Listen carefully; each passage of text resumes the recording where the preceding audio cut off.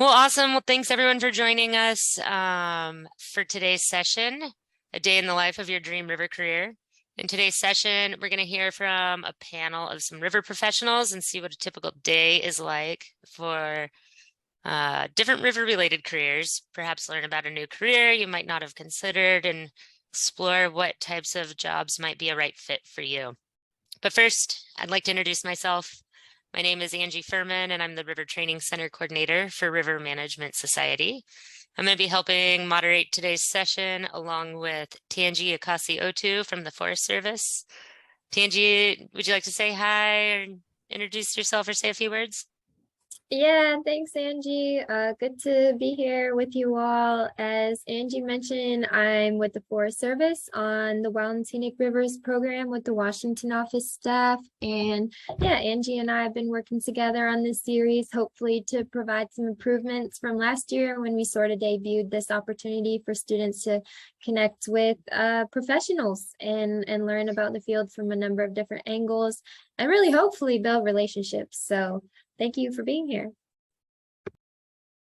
Thanks, Tanji. So this is the second of 4 sessions in this career prep discussion series.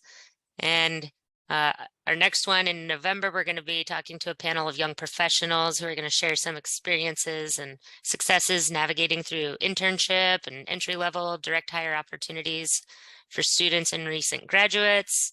And then at the end of November, we're going to host a discussion from hiring managers on how to stand out on resumes and interviews and in person. Just a couple quick reminders for today's session. You can turn on or off the closed captioning by clicking the CC button on your toolbar. Also, I'd like to let you know that we are recording today's presentation, and this will be emailed out to all of you, as well as be available on our video channel, where you can find a lot of videos, including the first one in this series. Also, totally want to encourage participation today. So in your Zoom control panel, you'll see the chat. You can also mute yourself. If you have any questions, you can ask them in the chat box. We'll be keeping an eye on that, but smaller groups. So we'll have the opportunity to raise our hands and just unmute if you'd like. And then also, here's just a quick look at what we're hoping to accomplish today. Go through and do some introductions of our panelists, do a little round robin of what life is like for them and their daily life at work, and then have some time for Q&A. So without further ado, I'm going to stop sharing real quick and invite today's panelists to introduce themselves. So we'll go ahead and start with Steve. I'm Ranger Steve Young with Canyonlands National Park. I'm a district ranger here in Canyonlands and oversee a lot of law enforcement functions on 2 different districts of the park. Thanks, Steve. How about Emma?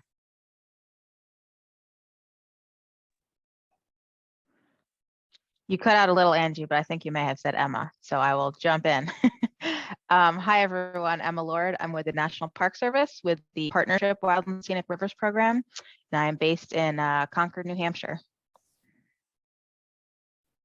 Thanks, Emma. How about Kirsten? Kirsten Hines. I work for the Bureau of Land Management my full-time position is out of the California State Office, and among my responsibilities for the last couple of years has been Wild and Scenic River Program Lead for BLM in California, where we manage 10 designated wild and scenic rivers and a whole bunch of other things in that program. I'm presently acting as the Cascades Field Manager in Western Oregon, where we're working on river planning. In a past life, I worked on the river management plan at Grand Canyon and worked with the Deschutes and Dawn rivers and crooked Deschutes, Dawn and crooked rivers, in wild and scenic rivers in Central Oregon, where Tanji apparently just spent some time. Thanks, Kirsten. How about Tom? So my name's Tom O'Keefe. I'm the Northwest Stewardship Director for American Whitewater. So we're a river conservation organization representing the whitewater paddling community. Our mission is to conserve and to protect and restore America's whitewater rivers and to enhance opportunities to enjoy them safely. So I work on river conservation initiatives, enhancing public access to rivers, and education and safety initiatives around rivers. And my background is I'm a river ecologist. Thanks, Tom. And since we have a smaller group, I think it would be great to hear a little from those joining us. If you want to do a quick introduction, you can raise your hand or you're welcome to put it in the chat as well. Anyone? How about Colin? Yeah, hey everybody, my name is Colin Gillespie. I'm a master's student at the University of Arizona studying watershed management, ecohydrology. Thanks, Colin. Thanks for joining. Go ahead, Mitchell. Hi, everyone. I'm Mitchell Lang. I am a undergraduate student at the University of Virginia, studying environmental sciences, and I'm really interested in riparian river ecology, watershed management. So yeah, great to be here. Thanks for joining, Mitchell. Go ahead, Peyton. Hi, I'm Peyton. I'm an undergrad student at VCU in Richmond, Virginia, and I'm studying environmental studies. Thanks for joining, Peyton. And go ahead, Anna. Hi, I am Anna, and I would join with my video too, but I'm currently out at a lake at my other job where there's not enough bandwidth. So I'm a recent graduate of Texas A&M, their undergrad wildlife and fish program and their master's science journalism program. And I'm just really interested in the nexus of how we communicate, especially with suburban development and how that can be related to rivers, especially in the East. Awesome. Thanks, Anna. And yeah, thanks everyone for introducing yourselves. So we'll go ahead and go into those round robins, and then after that we'll have some time for Q&A. So I'm going to reshare my screen here. And I think, Steve, you're up first. All right, so a day in the life of being a river district ranger. I generally don't know what I'm going to do every single day. I show up to work and usually there's some type of crisis that will absorb most of my time for that day. We're an emergency services program, so we do a lot of search and rescue, a lot of EMS, a lot of law enforcement incidents. I'm also a law enforcement officer. And some of these photos show some of the search and rescue stuff that we do on a regular basis. We do a lot of high angle training. We teach swiftwater training.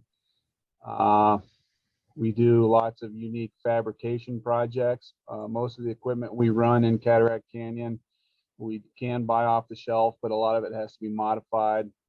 So things break. We don't really have a capability of taking our equipment to somebody to have it repaired, including outboards. And so we have a full service mechanic shop and fabrication shop. We also reach out and do a lot of projects for cooperating agencies around us. You can see we're one of these photos here. I want to keep pointing at my screen, but one of these photos, it shows us using a hydraulic product testing device where we actually fail high angle gear and learn from some of these testing components to be better at high angle. Another photo here of me under a boat working on a boat. Another photo of us floating a boat out of Desolation Canyon that was sunk in a rapid. So there's a lot of creative solving problems that happen on my day-to-day part of my job. But in the bigger scheme of things, I'm also responsible all the way through the management of all the boating program and all the visitation in the river corridors at Canyonlands. And that includes the river management plan itself. Canyonlands has a river management plan from 1979, And it's very similar to the early plans that were created in that wave of recreation plans. And Canyonlands somehow did not ever get around to updating that plan. We've gone for, better part of 40 years with the same plan from the 70s, which is pretty outdated and dysfunctional for most of the visitation that we have today. One little excerpt is that plan shows about 92% commercial activity in Cataract Canyon, but we generally see about 50-50 commercial private in Cataract Canyon, as well as in today's world, we have about 4,000 visitors that are actually in a canoe flatwater program that the River Management Plan does not even address. So we try to we're trying to get that River Management Plan off the ground, which takes a fair amount of effort.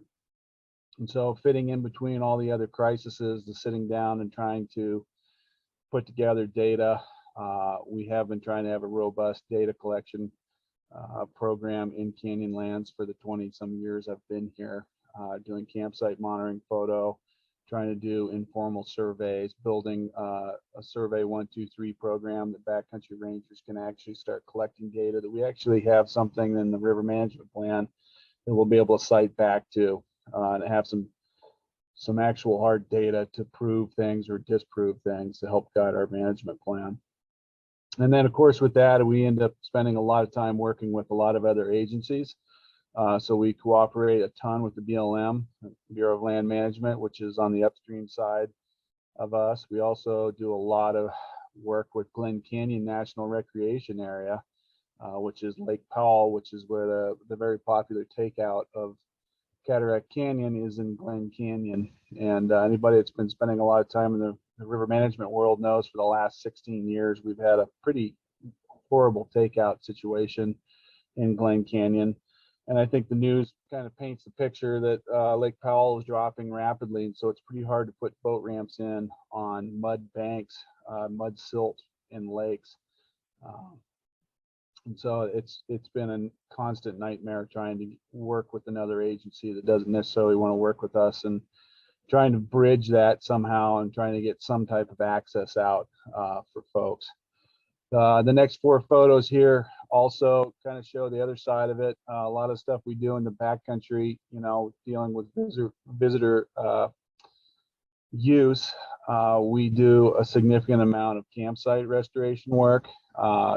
Canyonlands has probably one of the most robust forests of tamarisk trees, and about I'm trying to remember, I have to do the math, 15 years ago, the tamarisk beetle was released by a county weed management official, and most of the tamarisk forests that we have in Canyonlands have been being eaten by a beetle and dying. And at one point in time, visitors used to hang out in the shade of those trees, and now they're dead and there's no shade. And so part of that has been going through and trying to replant native vegetation, so either box elders or cottonwood trees, which some of these photos are showing. So that's a huge component of what we do. I ended up managing actually a resource and science and stewardship employee, as well as several other ecologists that work with them and seasonals doing these campsite restoration and campsite enhancement projects. And then, of course, the lower photo is another, that's a Lake Powell photo. We also manage a lot of the primitive campsites down on Lake Powell for Glen Canyon National Recreation Area. And you can see a lot of the time it's just taking we call them a cloud, and ripping out kochia or Russian thistle and making open areas that folks can camp in the mud silt layers in Lake Powell.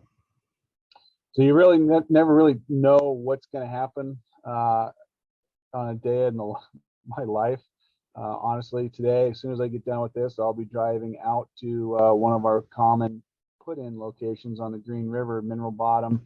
And last Sunday, we had a significant rainstorm that just about wiped the road off the cliff out there. It's a narrow switchbacks to take you down to the Green River. And so we're just getting that road back open again. I'll be out there trying to figure out if there's any details we need to know for the park.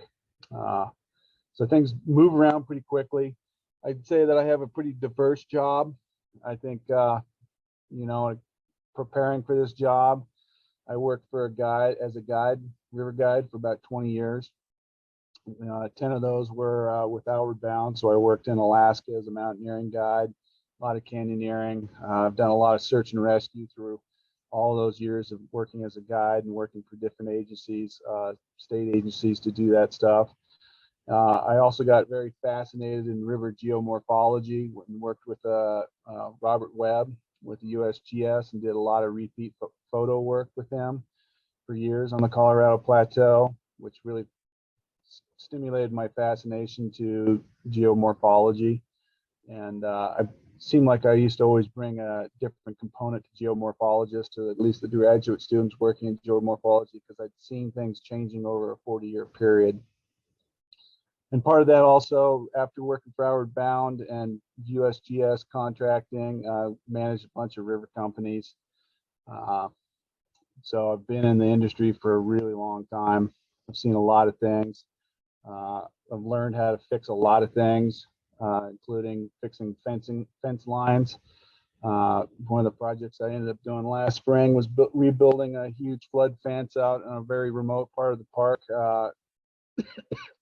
And that fence line is one of the things that's hitting us pretty hard in a lot of these western areas, is we have non-native animals trying to encroach into the national parks.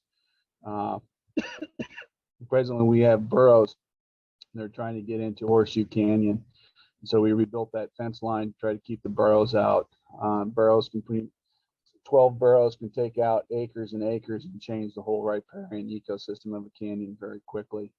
So a lot of interesting, diverse skills that I bring to this job. One of which is probably not writing, but it's also something I end up having to do because of the river management plan. So very diverse, I would say, that I bring. I think that's probably it for my 5 minutes in a spotlight.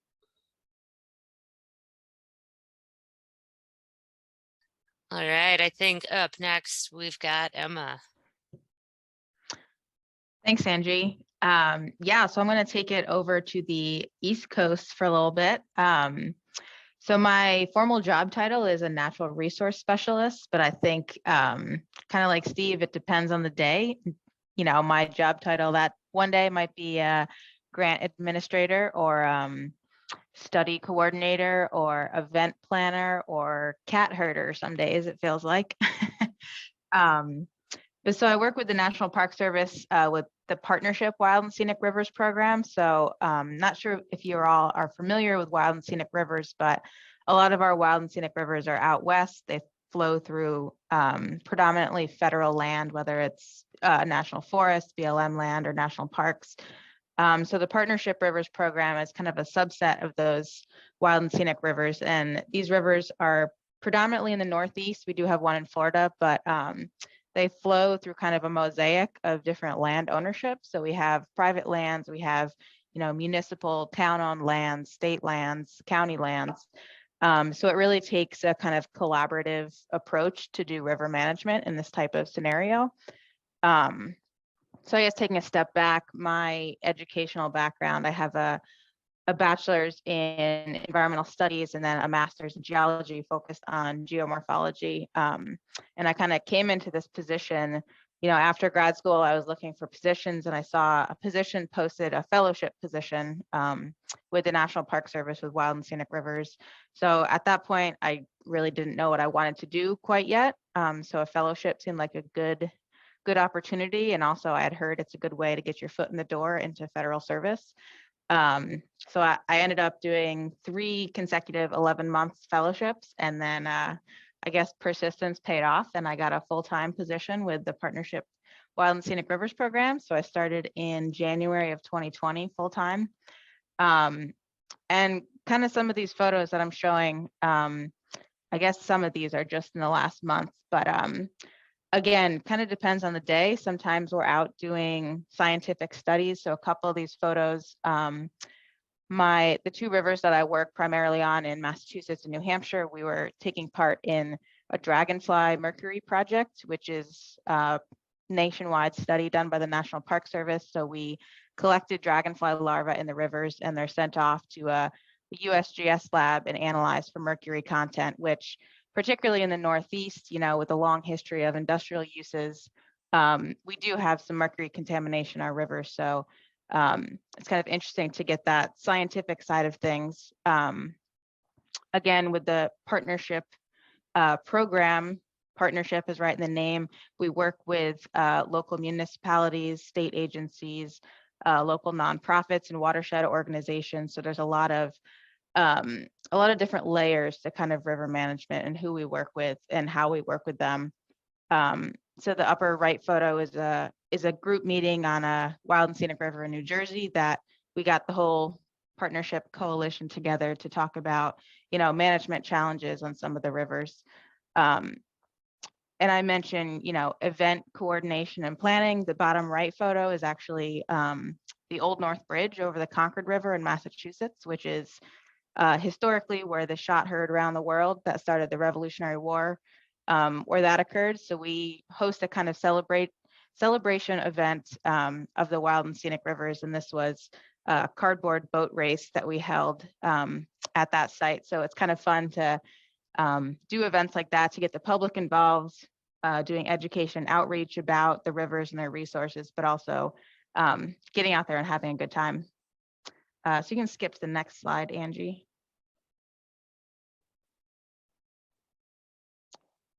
Again, a couple photos. So the, I guess, left-hand side, sometimes we've been doing a lot of interpretive panels. So again, because it's a partnership river and we're working with different landowners and such, it doesn't have to go through the rigorous, I guess, standards of a typical National Park Service interpretive design and guidelines. So it is really, river management and resource management on the local level, what they want to do. So we've developed some interpretive panels. We've done river assessments. So basically paddling the length of all of the designated wild and scenic designated stretches to assess the current conditions and identify any problem areas. And again, the bottom right, just kind of getting out with partners and groups and enjoying the rivers when we can. Next slide. And I guess one of the more official regulatory roles of my position. So with Wild and Scenic Rivers, when there's a construction project that happens within the channel of the river, basically, the National Park Service has the opportunity to review those projects to make sure they're consistent, not used. So these are just a few photos of some of the projects over the years that I've been involved with. Again, the Northeast, there's a lot of historic dams, up to 200-300 years old even, that are, a hindrance to fish passage, also flooding concerns. So there's a lot of dam removals happening in the Northeast. So I've been a part of a couple of those. Again, the Northeast, a lot of high density of roadway infrastructure and stream crossing. So we have a lot of culvert replacements and thinking about, replacing infrastructure under the guise of climate change and increased climate resiliency. So making these structures passable for aquatic organisms, but also able to hold, 100-year flood events, since those are coming more frequently than every 100 years. And then the upper right, interesting little tidbit. A few years ago, we had someone magnet fishing on the Nashua River in Massachusetts, and there's a former Army base there, and they actually brought up a live hand grenade. So always interesting to see some of the stuff that's coming out of the rivers. But again, just the long history in the Northeast of people using rivers always adds kind of a complexity to river management. So I think I will end my segment there, but happy to answer more questions later.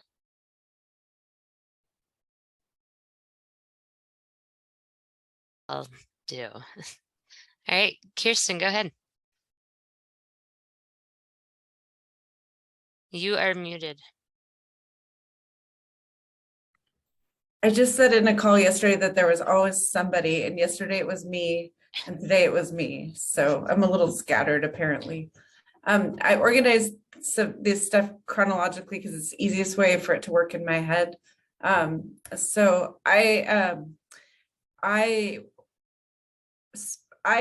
My formal time working with rivers started right out of college. I got a permanent job working in the river permit and backcountry permits program and special recreation permits at Grand Canyon National Park, and tripped into a period of time when there was a lot of litigation about visitor use management, kind of like what Steve described about how much of the recreational pie gets distributed between commercial companies and private users. And so I worked in the river permits office, and eventually as we went through a large-scale planning effort that involved a tremendous amount of public involvement and a big portion of the river community in the Western United States and beyond, given the high profile of Grand Canyon and the premier nature of that trip,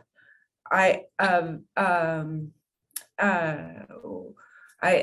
eventually ended up moving into a recreation planner position to do actual implementation of all the decisions that we made in that planning process. So for me, it was very satisfying and beneficial really early in my career to have the experience of taking something like that from seeing a system that wasn't working very well, getting to participate in the process, and then getting to implement it on the backside, which I've since learned is there's not very many people that are still around, because so many of the plans that got done in the 70s that had the opportunity. So because it is such a renowned resource, a lot of elements of river management in terms of ecological concerns, water concerns, impacts from dams, etc. It's sort of all there in a shiny package of a place where you can boat for 2 weeks and only see development at Phantom Ranch. So after that, I've eventually, after doing another job, went to work in the Prineville Ranger District, the Prineville District for the BLM, moving from the Park Service to the BLM in Central Oregon. And after taking 4 years of being primarily a wilderness coordinator in Bishop, California, ended up right smack dab in the middle of river permitting again with the Lower Deschutes and John Day John Day systems. More than that, it was recreational visitor use, and those are all wild and scenic rivers, and we have a lot of responsibilities related to resources in those river corridors. And because I was a supervisor and assistant field manager in those jobs, I had the opportunity to work as we all do. I think Steve said it well, and like you never quite know what's going to happen in your day. I supervised the river ranger staff there. I supervised the eventually the cultural resources staff and GIS and lands and realty, and had the opportunity to work in a partnership way with a lot of people.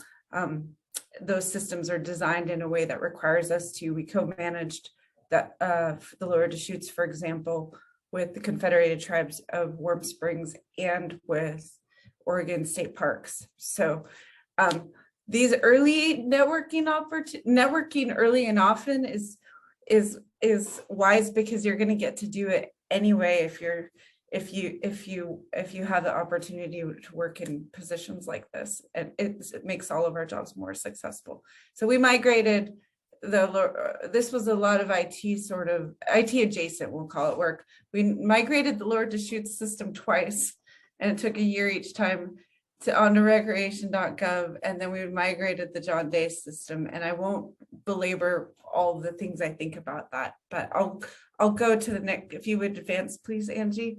So this is the actual doing of the things. This is the River Ranger staff. That's me on the left when I actually got to go and vote. scouting rapids, cleaning up visitor impacts, trying to think of the system in an integrated way and respond to resource concerns in an integrated way, and through a patrol program, but also working with other resource specialists in the office and local communities and outfitters and guides. And yeah, so that's the John Day.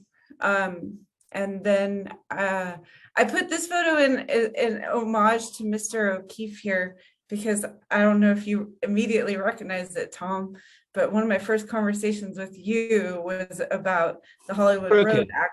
What? Crooked. This is a crooked river. No, it's the Deschutes. It's the Hollywood Road. It's Hollywood Road. That's a crooked.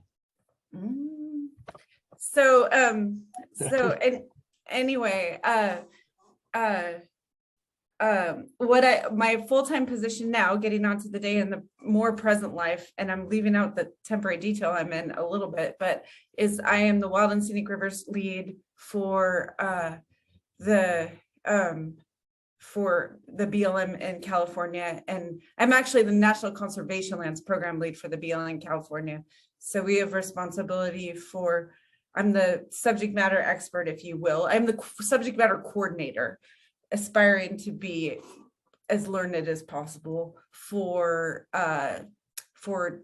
11 national monuments and conservation areas, wilderness study areas, wild and scenic rivers, and national scenic historic trails. So because of my history and affinity for rivers, I do put some emphasis on it. And so basically, if staff in any of the BLM offices in California have concerns related to policy or need help with something, they reach out to me, hopefully, and I work with folks that I know to get them the resources they need. I'm responsible for the budget for those programs, and working with my peers who have all these other resources to help support them. And I think Emma did a good job of generally explaining wild and scenic rivers, but we have legislation that we're responsible for, and we should have plans in place that identify all of those designated rivers, outstandingly remarkable values, and what we're managing them for, and monitor, and all the resource values we're monitoring them for. And just for the good of the order, I am sitting in Salem in the field manager role, and yesterday we had a meeting about the Elkhorn Wild and Scenic River Comprehensive River Management Plan and the preferred alternative to move that forward. So lots of different things. It's really fun to get to be in a position where all that field time that I had informs my ability to help support decisions and coordination. But it's also kind of funny because you do get to a place where you're like, I really wouldn't mind going and cleaning toilets for the day. So I'm happy to answer any questions.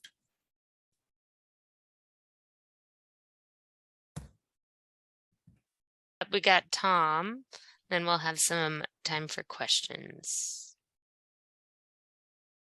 Yeah, so let me show a couple of photos here. Let's see. Oh, there it is. All right, view. All right, do you see a picture of a river? Yep, looks great. So I'm just gonna share a few things that I've done over the last month or so. So again, I work for American Whitewater in an advocacy position for rivers.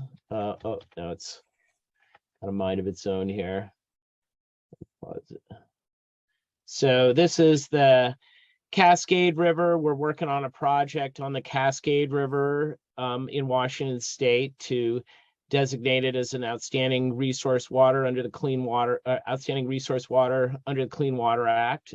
So I was up there for the day collecting some imagery, making sure I had firsthand knowledge of the place. So that's something that I did early last month.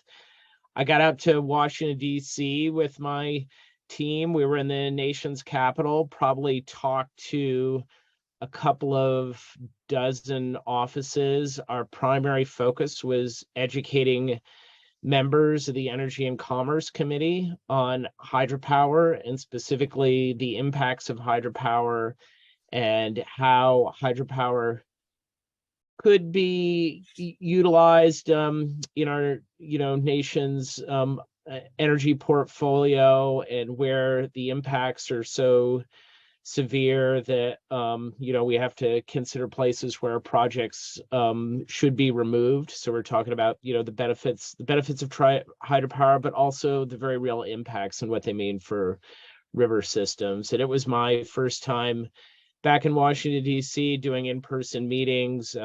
Historically, it's something that I did 4 or 5 times a year. Obviously, over the last 2 years, there weren't a lot of opportunities for in-person meetings, but was able to do that last month. And I find that being able to bring the real-world perspectives of people that know and spend time on rivers to the nation's capital can be incredibly powerful and impactful. I participated in a Diversify Whitewater event last month. So this was an opportunity. We had, probably 30 people out on the river who might not, normally have the opportunities to experience and engage in the activities that we enjoy on rivers, and just trying to broaden the base of people that can go out and enjoy rivers. And we see this as, a key to our mission, is ensuring that we're serving a broad constituency and being, in a welcoming, inviting space for people of all backgrounds to come and enjoy rivers. So that's, just a day on the water that we did with this organization, Diversify Whitewater, and several local paddling clubs here in the Seattle area.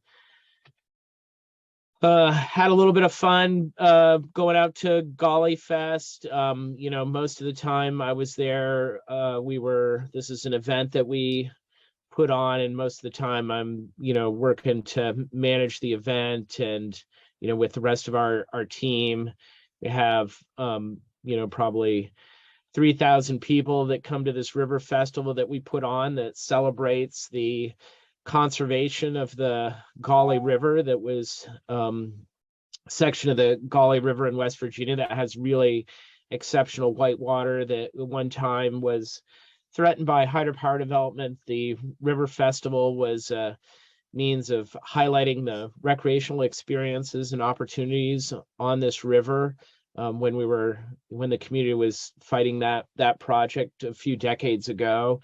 And now it's just a celebration of the river and the people who enjoy it, and that happens every fall. And I had a chance to get out for a couple of hours and enjoy the river, but most of the time we're just managing the event and making sure that everyone else is having a good time out there. We raised a little bit of money with this event, and it's one of the events that we put on around the nation to celebrate rivers and whitewater.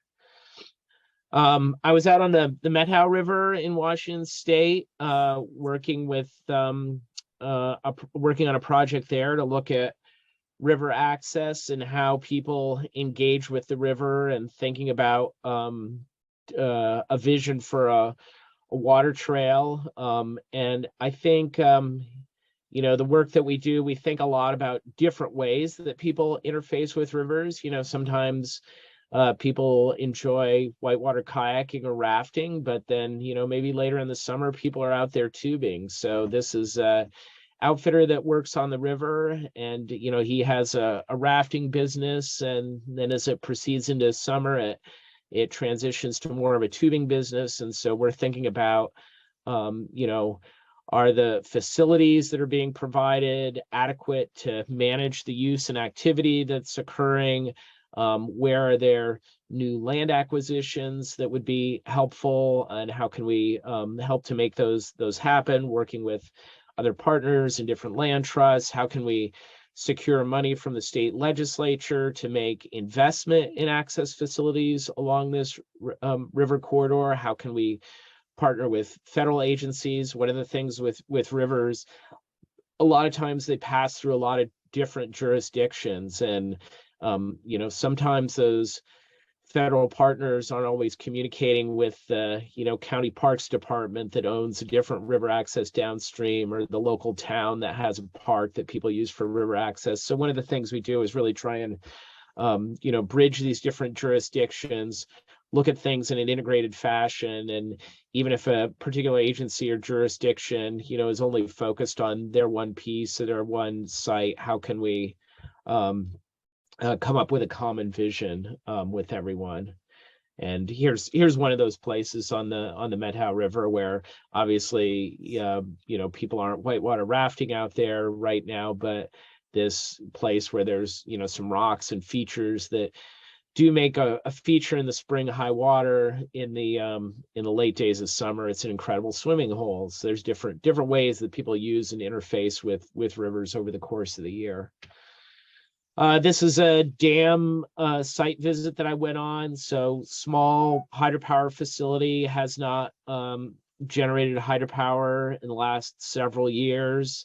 A bunch of deferred maintenance issues.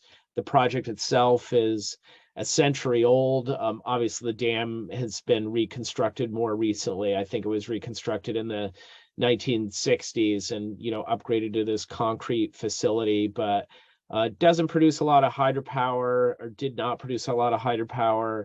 Has fallen into disrepair, and so we were out on a site visit with the utility to take a look at it and come up with a plan for what dam removal would look like, what the implications would be for we were out with the geomorphologist, doing a walk up and down the stream, looking at how once this dam is removed, sediment that's behind it, how that would be expected to move through the system, what the implications would be for that, any measures we would need to take or not take. And we were just out in the field, having a discussion on this.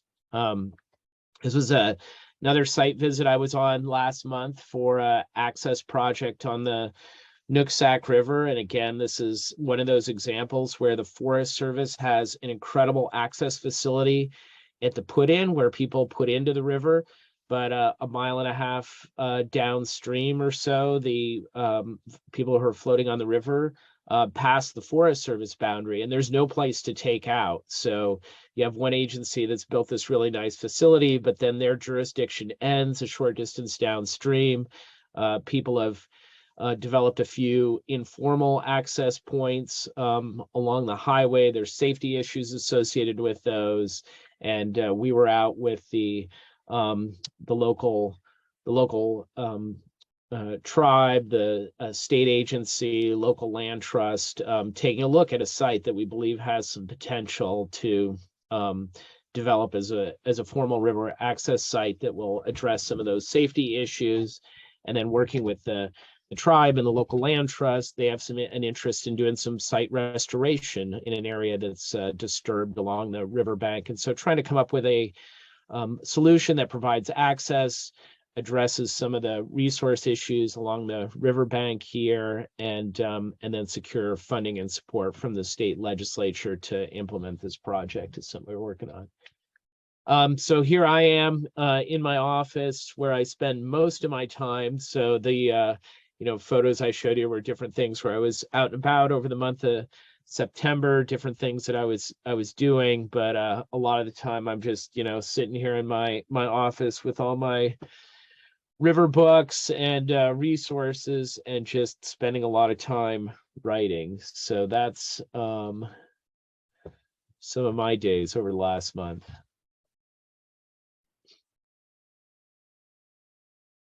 Us for sharing. I think it's really interesting because I've worked with all of you in different capacities, but to kind of hear more about what you do. Excuse me. Well, we have some time for Q&A. Just go ahead and open it up.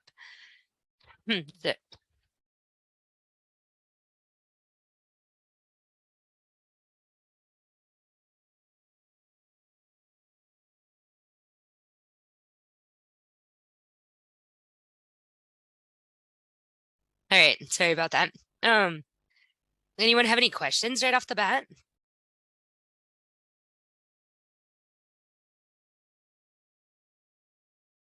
I have a question. I would just ask that, I guess anyone can answer this. Being in a wide variety of geographic regions, as it seems like everyone is, what is it that attracted you to water specifically? Because I know that a lot of people don't seem to care as much about rivers or pollution or maintaining structural integrity of like human development. And I was just wondering if anybody could speak to what brought them to rivers and what keeps them centered around freshwater.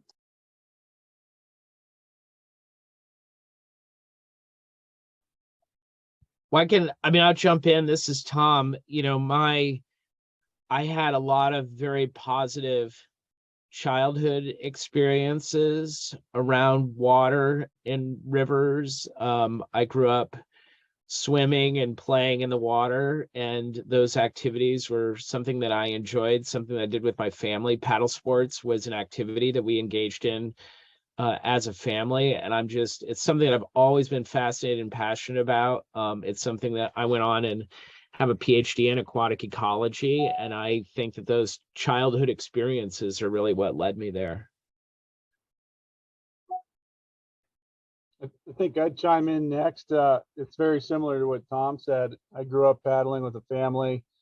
Eventually got turned on to whitewater rafting when, I think I was 12 maybe. I got into an Explorer Post group, but it became something that I did all the time, and it became a skill that I could go anywhere and get a job on the rivers. And then eventually, as I got older, I started kind of seeing that river is kind of a metaphor for life, right? There's eddies, there's rapid sections. You can make all these great stories out of it. But it eventually you start to find this passion, and you start to realize that a lot of these rivers also cut through some of the most amazing wilderness or areas that we were looking at for wilderness. And it's a great way to travel through these spectacular places, whether it be from across the west, everywhere in the country. And so you finally realize this thing you did your whole life is all of a sudden something. It's a passion, it's a love that's deep down and tied into your veins. I don't think I have anything necessarily unique to say. I had the opportunity to be outside a lot when I was young, and had an affinity for wild places. And then I was at Grand Canyon for 13 years, and getting the exposure to work on that river and with that river, and the all of the intellectual stimulation around it. And there's a metaphor for all sorts of things in there. I think that the larger thing is exposure to opportunities to learn about and experience these places, and these resources in a direct way really helps with it for people. And I think a lot of us are probably on the side, do a bunch of support to try and facilitate that however we can, so that people have personal experiences that enable them to come to their own conclusions about things. Yeah, so kind of what everyone said. I joined a young at the swimming hole, and I think my interest in moving to a career in rivers and river management was just seeing the abuse of some of these public swimming holes and access sites, and wanting to educate people and protect some of these resources. So it's kind of how I became involved in river stuff.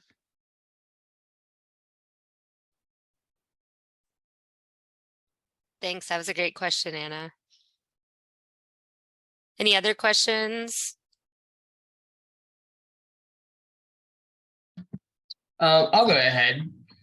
Tom, I was really interested to hear that you have a PhD in aquatic ecology, and I was wondering sort of what made you choose that path, and then going possibly from sort of the PhD maybe more academic path it's all science based, I'm sure, but science path down towards stewardship with American Whitewater? Yeah, so I mean, I've always been interested in science and, come from a science family. Actually, my grandmother was a microbiologist, so it's always been something that's been a part of what I've been surrounded with. And it was kind of a natural pathway when I went to college to like, oh, I'm going to get a science degree in aquatic ecology, and that's what I was really interested in. And then I was working as a research scientist,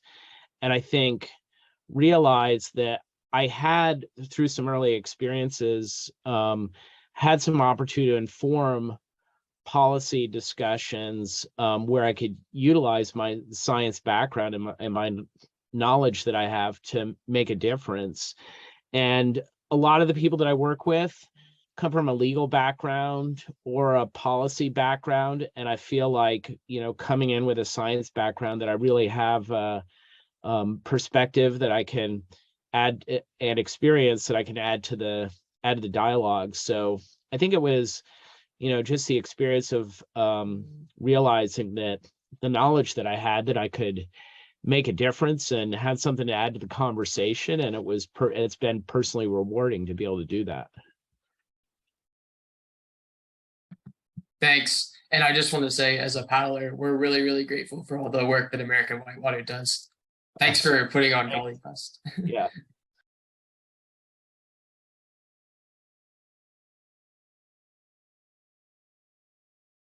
I have a question for the group. So there were a few examples that you guys naturally shared as you described your work.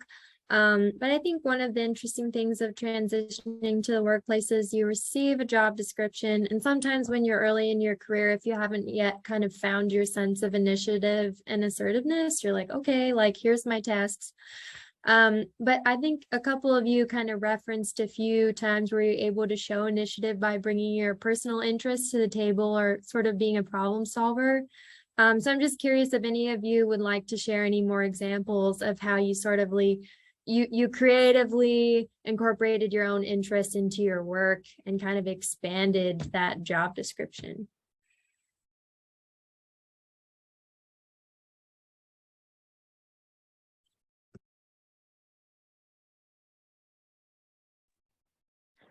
Well, I can jump in. I feel like as an early career professional, I think particularly a few years ago when I was doing a fellowship, I wanted to,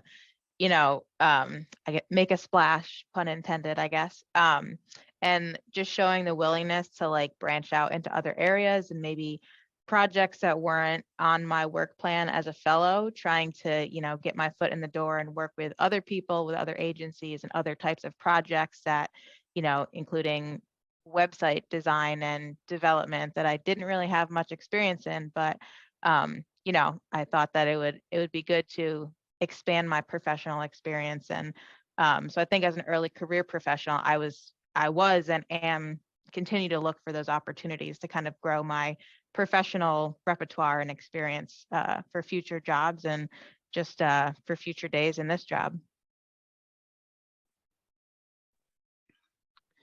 I think one thing that I've put a lot of thought into over the last year or so is, what is our relationship with tribes and indigenous communities and how to work with them around rivers. And it's not an area where I have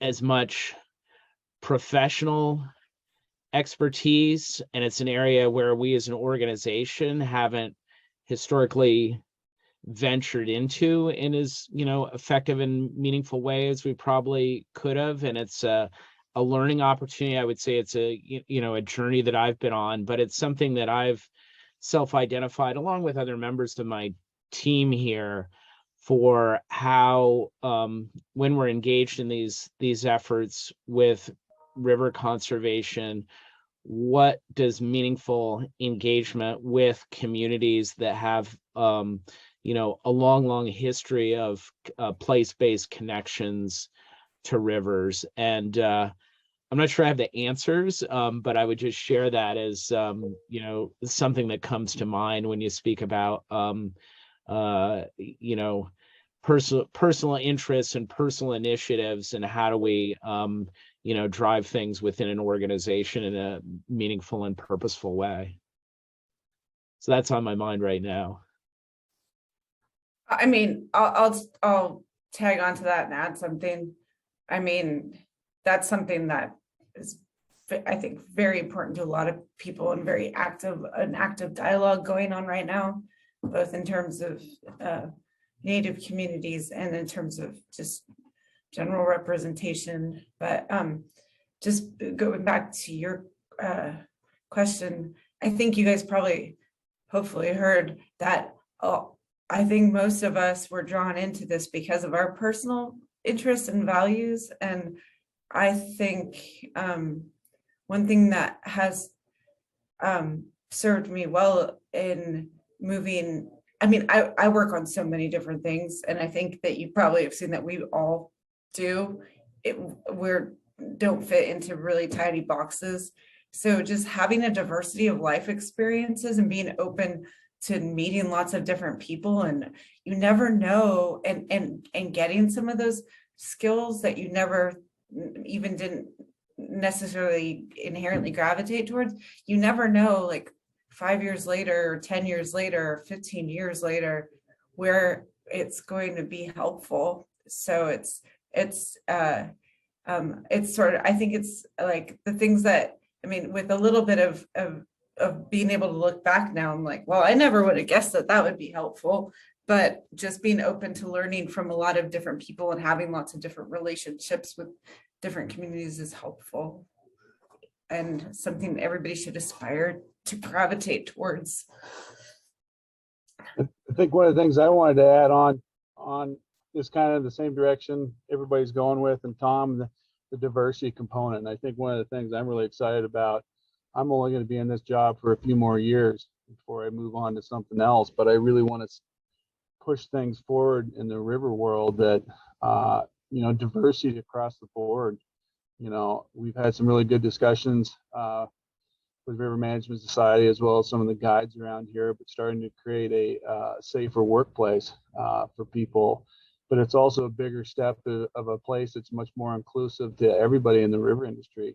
And Thomas, you had the diversity day in Seattle. I mean, that's one of the things that really gets me thinking today, is how to get more people out on the river, and get people that aren't the people that have been doing it for so long, and changing gender balances, and starting to look at other options out there, and teaching guides that it's not just, you can't, you know, just say boy, girl. There's so many other things that are crossing lines now. We have to treat everybody and look at things differently. And that's one of the things I'm really excited about, new directions and that I'm going in this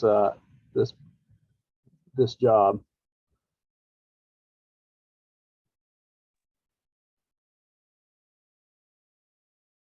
You all so much for sharing with us today about what you're doing, what you've done. We are at the end of our time. So I just want to share real quick a short link to a survey. Let us know what you thought of today's session, what we can do better. We're always looking for feedback, or feel free to shoot us an email. And I'll send out a follow-up email with the recording, as well as if it's all right with all the panelists, your emails. So in case anyone wants to follow up, I know we had a little less time for questions, but there was lots of great conversation. So thank you all. And I don't know if there's any other closing words. Have a great Wednesday, and super appreciate your time. Yeah, thanks everyone. Reach Thanks out for organizing, you guys. Yeah, thanks. Thank you all.